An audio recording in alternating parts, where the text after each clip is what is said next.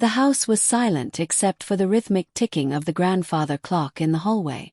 Emma sat on the leather couch, a half-empty glass of wine resting in her hand, the deep red liquid swirling under the dim chandelier light. It had been another long evening alone, the kind she had grown accustomed to over the years. David was away on business again, his absence more of a routine than an inconvenience. She traced the rim of the glass with her fingertip, staring at the framed photograph on the coffee table.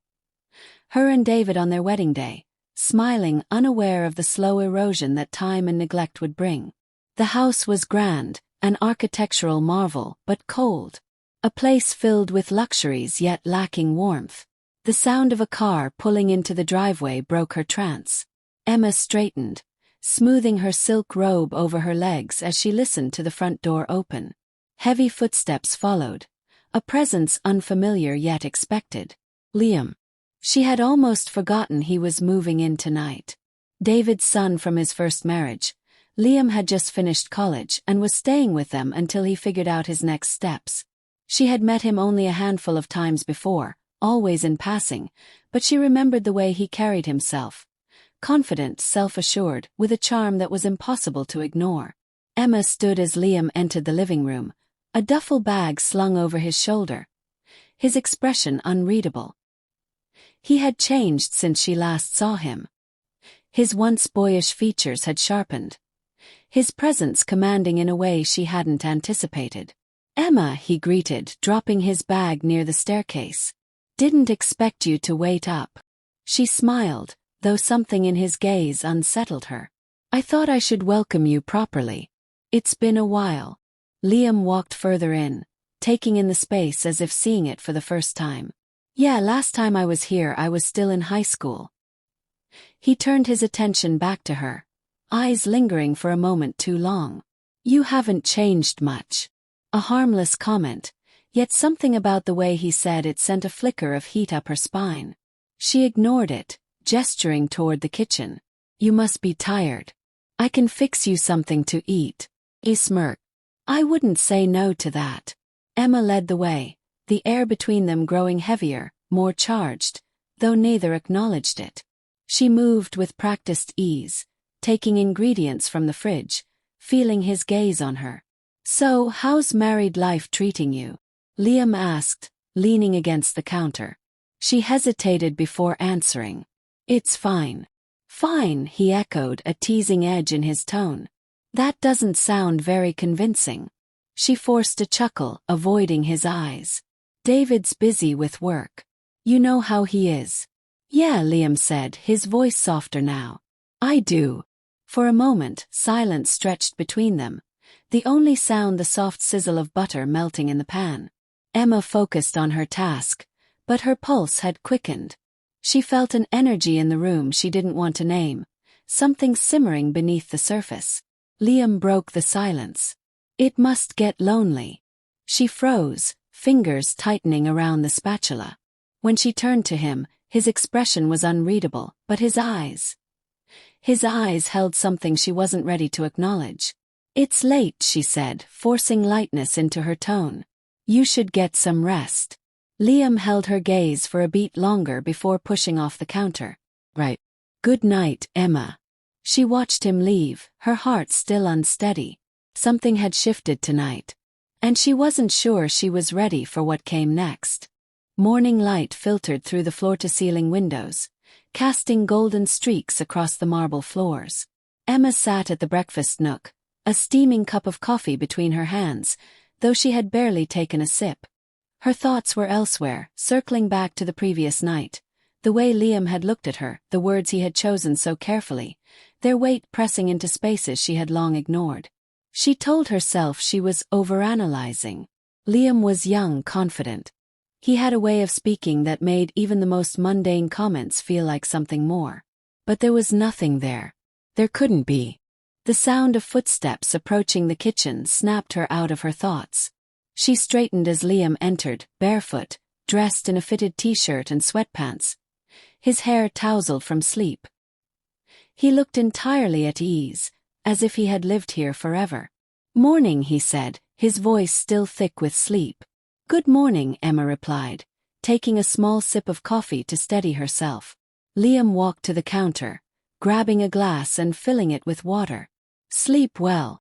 Emma hesitated. Yes. A smirk pulled at the corner of his mouth. You don't sound convinced. She exhaled, setting her cup down. It was just an adjustment, having someone else in the house again. He leaned against the counter, studying her. You mean having me in the house? There it was again, that deliberate way he spoke, as if every word was meant to linger. Emma ignored the way her pulse reacted. It's just different, she said, keeping her tone neutral. Liam took a slow sip of water, watching her over the rim of the glass. Guess we'll have to get used to each other. A silence stretched between them, not uncomfortable but charged in a way Emma wasn't ready to name. She stood abruptly, pushing back her chair. I have errands to run. Mind if I join you? Liam asked, setting his glass down. Emma hesitated. She had planned on using the time to clear her head, but saying no would only make her discomfort more obvious. If you'd like. Liam smiled, an easy, confident grin that made her stomach tighten. Sounds good. The drive to town was quiet, save for the soft hum of the radio. Emma kept her focus on the road, her hands steady on the wheel, though she was acutely aware of Liam beside her. He sat with one arm draped over the door, his body language relaxed. He belonged in the passenger seat in a way that unsettled her. They stopped at the local farmer's market, the air rich with the scent of fresh bread and ripe fruit. Emma moved through the stalls with practiced ease, selecting produce, making polite conversation with vendors. Liam stayed close but didn't hover, his presence lingering just enough to remind her he was there. You always shop here? He asked, picking up an apple and inspecting it before setting it back. Every Saturday, she replied. David ever come with you? She shook her head. He's always working. Liam made a thoughtful sound. Figures. Emma turned to him, raising an eyebrow. What's that supposed to mean? He met her gaze, unbothered by the challenge in her voice. Just that he doesn't seem like the kind of guy who appreciates the little things. She didn't respond right away. Was that true? She had long since stopped thinking about what David appreciated. But Liam's words nestled into something fragile, something she hadn't realized was still raw. She turned back to the stall, placing a bundle of fresh herbs in her basket. David provides for me, she said, as if that was the only thing that mattered. Providing isn't the same as being present, Liam murmured. The words hit harder than she wanted them to. She looked at him, ready to respond, but the way he was watching her stole the breath from her lungs. His expression was unreadable, curious, assessing, as if he was searching for something beneath the surface. Emma forced herself to look away. We should go. They walked back to the car in silence, the tension between them no longer subtle but undeniable. Emma told herself it was nothing. She didn't let herself wonder if she was lying. The house was quiet when they returned, the late afternoon sun casting long shadows across the polished floors. Emma set the grocery bags on the marble countertop, focusing on the routine of unpacking, something simple, something grounding. Yet, she could still feel the weight of Liam's presence behind her, the air between them thick with something she refused to name. Liam leaned against the counter, watching as she placed fresh herbs in a glass jar by the sink. You're always this tense, or is it just me? Emma stilled, then exhaled, forcing a light laugh. I'm not tense. You sure? He tilted his head, studying her like she was something to be figured out. She turned to face him, arms crossed over her chest. You have a habit of pushing buttons, don't you? A slow, knowing smirk tugged at his lips. Only when I see a reaction worth chasing. Her stomach tightened, though she masked it with an amused shake of her head. You're impossible. That's one word for it, he mused. Emma returned to unpacking, determined to ignore the way her hands trembled slightly as she placed a carton of eggs in the fridge. She had spent years perfecting the art of restraint, of composure. So why did a simple exchange with Liam feel like a match too close to dry kindling?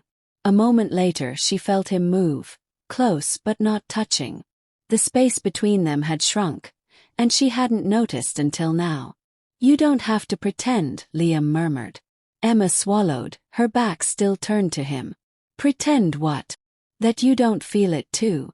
Her breath caught, her fingers tightening around the edge of the counter. She should shut this down, make it clear that whatever he thought was happening was nothing more than misplaced assumptions. But the words wouldn't come.